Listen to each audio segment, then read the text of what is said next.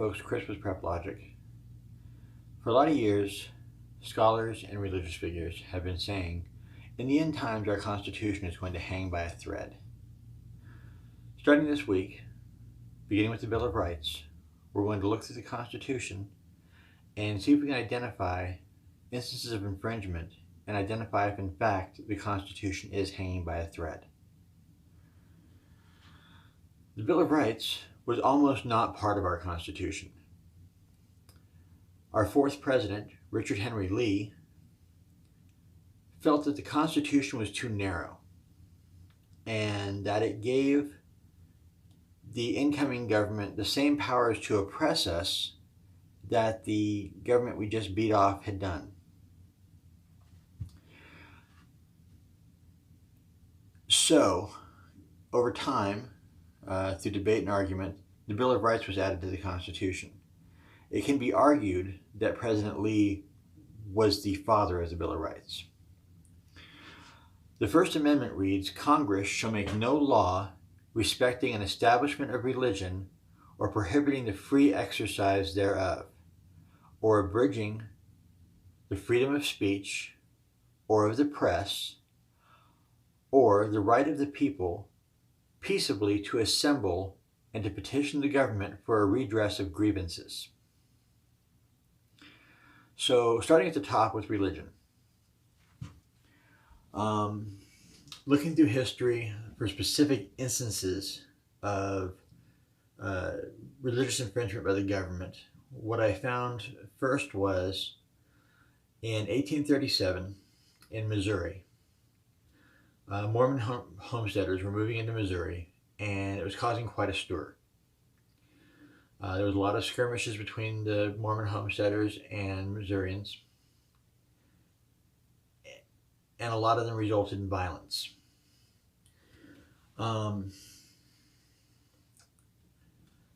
At one point, the church's militia and the state's militia had a skirmish.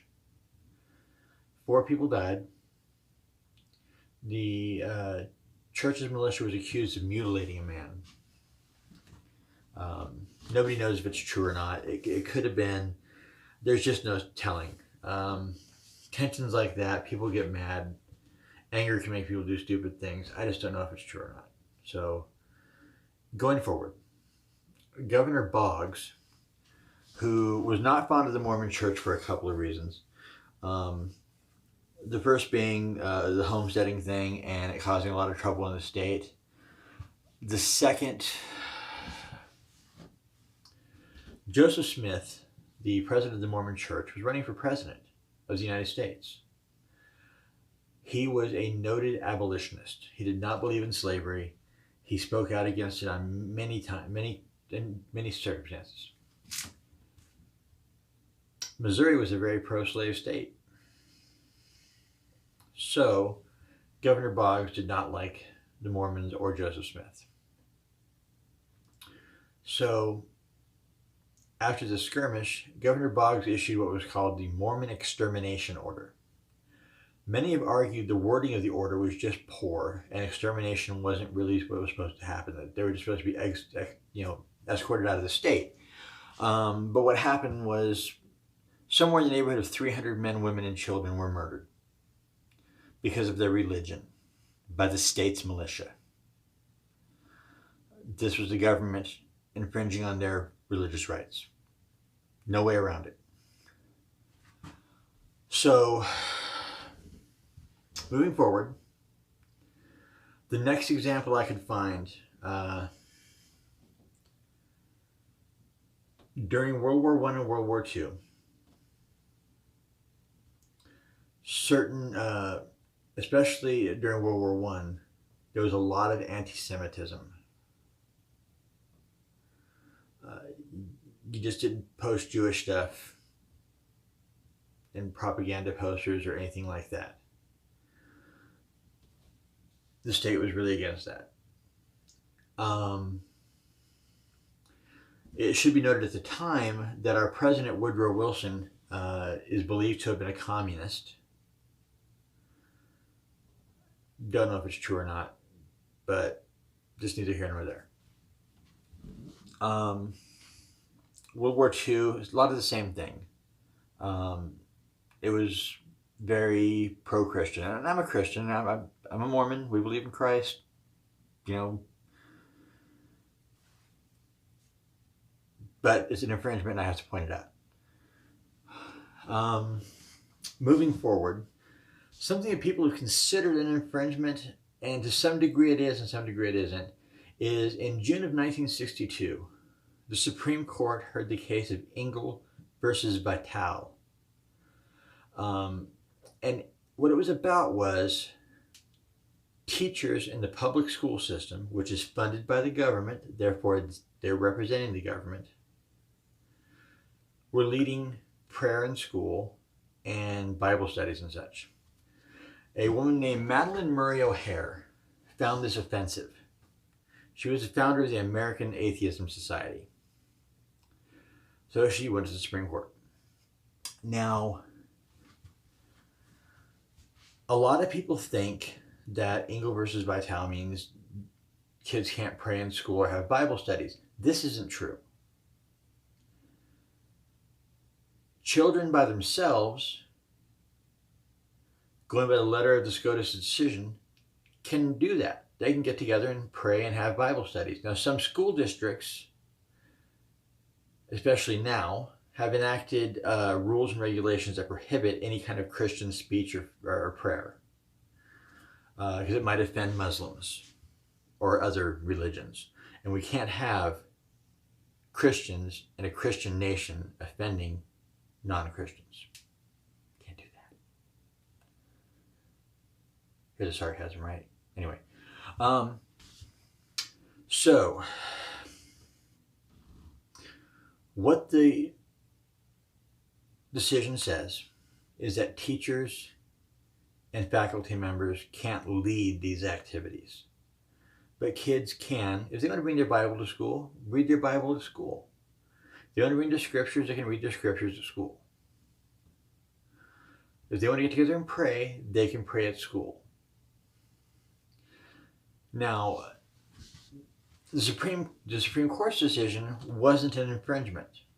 Regulations by these schools, however, is an infringement. Especially when you consider that these schools openly teach Islam, Buddhism, Shintoism, homosexuality, and a variety of religions, cults, and ideologies openly.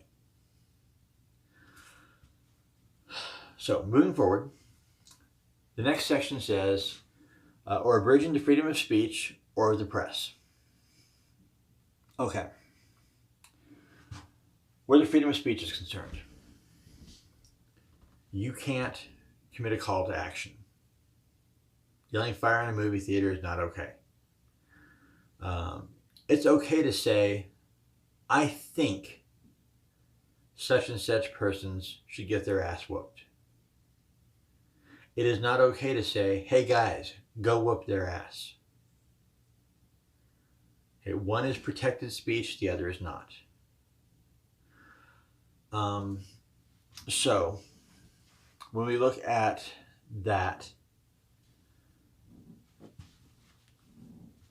there's been a lot of issues with social media platforms lately. And people want to say that their First Amendment rights are being infringed, and it's just not the case, because social media platforms are platforms. I don't like it. I hate it. I think it's unfair, but they are a business, and in their business, they're allowed to do whatever they want to. It's just the way it is. Until such time as they become publishers and not platforms, we have no voice.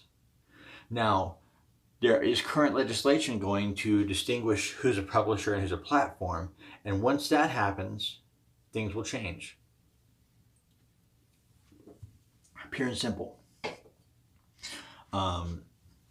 Some other notable infringements on our speech are in our Senate and Congress.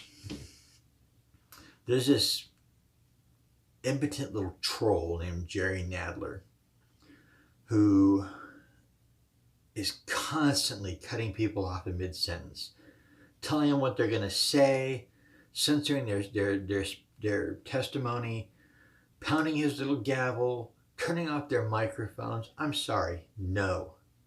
They work for us. That is our house. They don't get to tell us what to say or do in there. That's ridiculous. Yes, there's decorum. And yes, you should respect that decorum. But nobody gets to tell another person in that house what they can and can't say. At least not any of them. We, the people, built that house. We can say whatever we want to in that house. Period. Now, another place, now I consider this to be a government, I don't know, guilty by association infringement, is the press and the media. Because the press and the media are directly dependent on that First Amendment to do their jobs. They shouldn't be able to use that First Amendment to impede on our First Amendment rights. So you see a lot in the current media and press where they'll do a story and they'll take like 4 lines from like a 20-line paragraph and use those 4 lines to make their argument look good.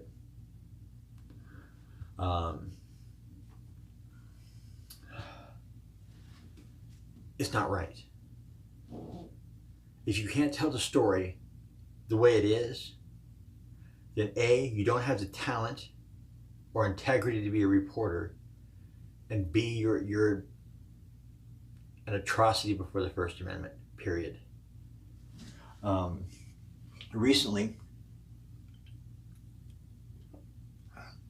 an independent journalist, I don't remember his name, agreed to do an interview with Jim Jeffries on his Comedy Central show. And when this interview came out, Jim Jeffries, it looked like he mopped the floor with this guy. He had arguments for gun control and why it was good and how Australia was the greatest country on earth because they stopped the guns. But after the fact, this independent journalist released a recording of the interview. He had put a camera in his bag and recorded the whole interview. And when you've seen the way Comedy Central cut it up to make Jim Jeffries look good, it's a clear infringement on this man's right. And yes, the show is an Australian-based show, but Comedy Central is an American corporation, and they should be held to a higher standard because, again, that First Amendment is what keeps them in business. So I kind of consider that an infringement. Moving forward,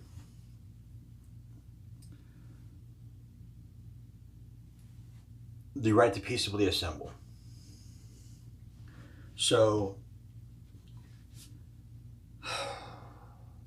the problem we're having is city and state governments in a few states openly siding with Antifa and Black Lives Matter. In Charlottesville, we've seen a lot of tragedy. A young woman elected to commit to violence along with several other young people, and unfortunately she died. You might hear a smidgen of sarcasm there too.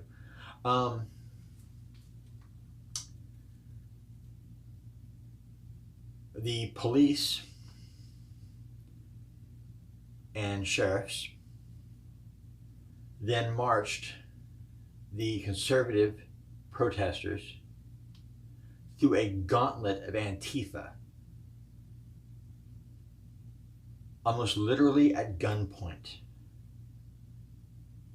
Now, it didn't help that these conservatives who were armed didn't fight back. They should have fought back. That's my opinion. Looking back on a situation that's already happened, that's my opinion. They should have fought back. Because they were marched through a gauntlet of Antifa and attacked and beaten and subjected to violence the whole way. And the police did nothing to stop it. In Portland, Antifa's running the city. Breaking windows, burning cars, directing traffic. Recently, independent journalist Andy No was beaten almost to death by Antifa, and the Portland police stood by and watched because the mayor of Portland and the governor of Oregon told them to. A, they broke their oath to the people, and B, what the hell? Berkeley's another example. Both the university and Antifa are running that city, shutting down free speech. People can't even invite speakers to their school without the school doing a bunch of stuff to shut them down and stop them. When did free speech become a threat on college campuses?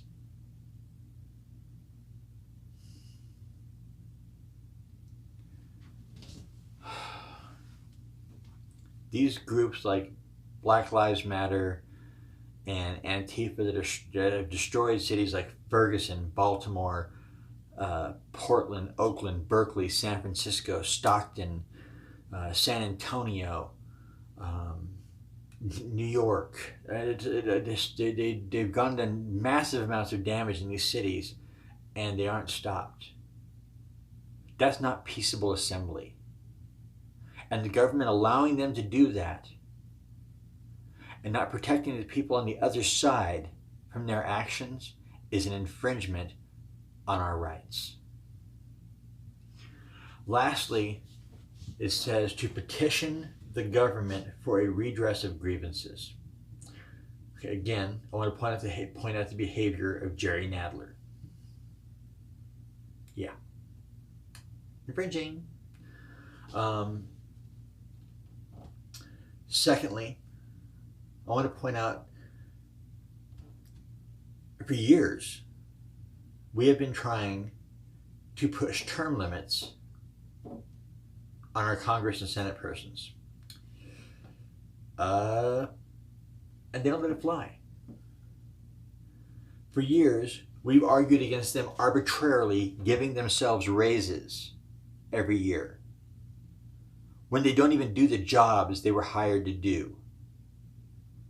But we can't tell them you can't have a raise. We can't tell them you have to have the same crappy Obamacare that we have. Sorry, that's an infringement of our right to redress. I'm telling you guys, looking at this, things don't look good. We're only on the First Amendment and already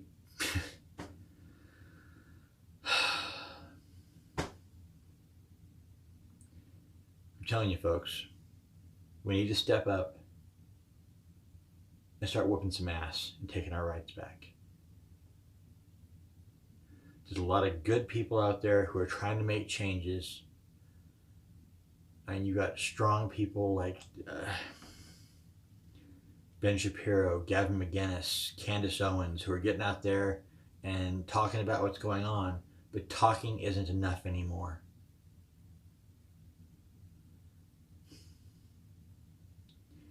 It's getting close to time to take things to the next level. And fathers and mothers have to step up, put their big boy and big girl pants on, get a little spine, and do what needs to be done. If you like this content, smash the like button for me. Give it a share. Subscribe. We got more good stuff coming. We're growing every day. But we can't do it without you. If you have any questions, hit us up in the comment section. We're happy to answer those questions as best we can, or assist with any research we can possibly assist with. And again, as always, be decent to each other, because we're all in this together. God bless.